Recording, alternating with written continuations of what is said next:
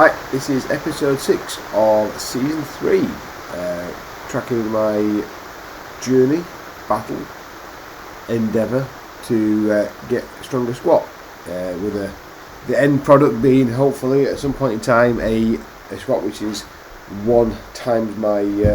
twice my body weight. So this current period of time has been a mental battle of endurance to finally squat 100 kilos for 20 repetitions that bit faster. So I've been on 1x20 now for, I think it's probably close to 12 months.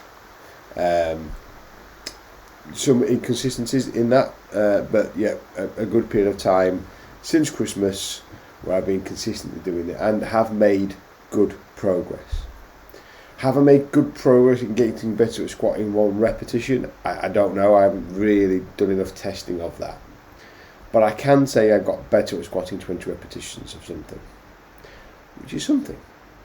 But what I haven't yet done is got past the threshold of velocity that I set for myself when I said I've gotten better at squatting 100 kilos. That line in the sand was a set average of 0.6 meters per second. And I've been at it for a long time now. And many others would argue that I probably have extracted all the benefits, all the adaptation I can from this particular way of training. Adam Scott will definitely be in that camp and say, no, let it go, move on. But this is a battle of wills now. This is actually something where in the past I would have done that. I said, yeah, it's clearly not going to work. I'm gonna move on, do something else. But this is one of the reasons why I'm doing this whole journey and this vlog, is to have that kind of accountability to something external than my own kind of thoughts and go, if I'm going to say do something that I'm gonna keep going and keep going and keep going and keep going till I get there. And this is one little battle along that way. So, have I done it yet? Bloody nearly. Actually, I'll pull it back up again.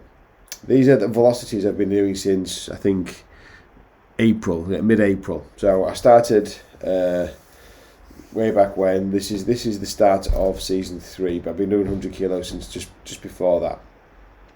So I've gone up through the gears, up to 70, then 85, then 90, then 95, and now 100. And each time I've kind of maybe taken somewhere between 4 and 9 sessions to get there. As you can see there's quite a bit more than 9 sessions. At the beginning it was really quite an infuriating period of time because I just wasn't getting any better. So I kind of up and down, up and down, up and down. But June, something positive is starting to happen. I'm consistently getting better. Not very consistently. I'm still having the odd bad session here or there. But if you can see from probably the kind of the right hand side of that chart, 0.58, 0.59, then a bad session at 0.49, came back the next session at 0.57, and then yesterday I was like, this feels good. And I was absolutely convinced when I racked the bar at the end of that set that I'd averaged 0.6, not a lot over 0.6, but I think, yeah, and then it was 0.59. 0.59. I was pleased but frustrated at the same time. I thought that was the one. But that's like probably 3 out of the last 5 sessions. That's been almost there. Just on the cusp of passing it, so I'm not far off now. I'm not far off. And that's kind of given me, I need to look back at this particular week and go, there's lots of times where through April, through May, going, well, this is probably it. I've probably got what I can from this way of training. I need to maybe move on and do something else. And it isn't, my body's not responding. Well, actually, I just needed to persevere, and it is responding. Is it the most efficient way of getting to double body weight? Is it the most effective? I don't know. But it's what I'm doing, and that's what I'm going to stick to. I'm just going to stick to my guns and get through that. I mean, I could be further along the head. But I started this 1x20 to build robustness. And that started off by building robustness from a physical point of view, ligaments, tendons, joints, muscles, that kind of stuff. But actually, this is now turned to be a bit more mentally robustness for me, which is like, I'm in my mid-40s, so like, you think I've got all the robustness you're going to get. Well, I think it's task specific. I think it's applied to different things. And I haven't had a lot of robustness, I don't think, for steeling myself to a form of training for a long period of time.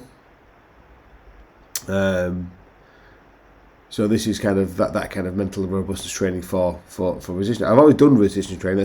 That's not been a problem. It's sticking to something to get better at it for a long period of time and really having that kind of robustness, endurance to go. I'm going to kind of persevere through the kind of the darker bits to get through to the other side of it.